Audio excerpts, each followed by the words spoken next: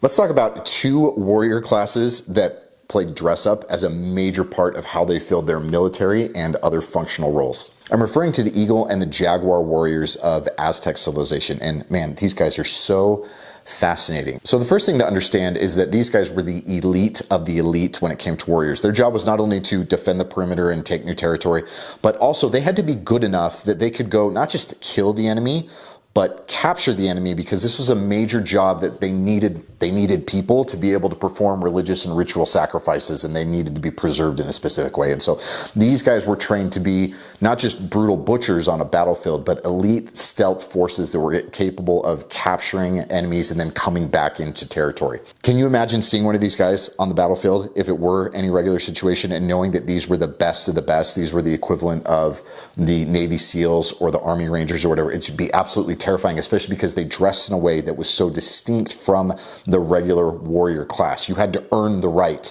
to wear the eagle feathers and the beak or the armor, or you had to earn the right to wear the jaguar pelt and the skull and the other ways that they would represent these two different animals. Absolutely terrifying to see one of these classes of warrior on the battlefield. But it wasn't just on the battlefield.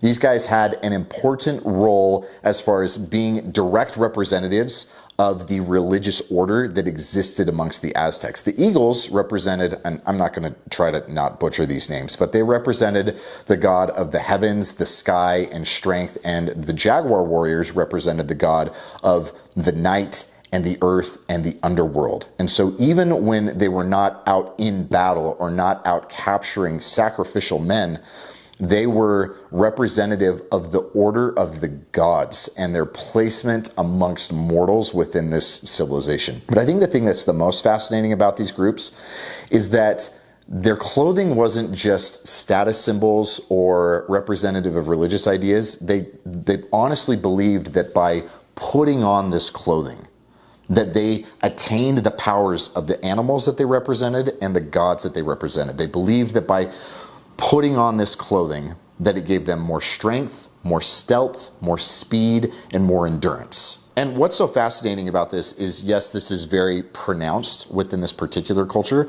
but this is something almost every civilization has done. And this is something we still continue to do today, albeit much more subconsciously. And so one of the things that I think that we can and should take away from this is the fact that our clothing has, yes, status significance, but there's also a very powerful placebo effect to it. And it would be really fascinating if we were a culture that understood this on a more deliberate level, and if we would intentionally cultivate clothing as a way to embody the different virtues that we're trying to attain or represent, or even just live amongst ourselves.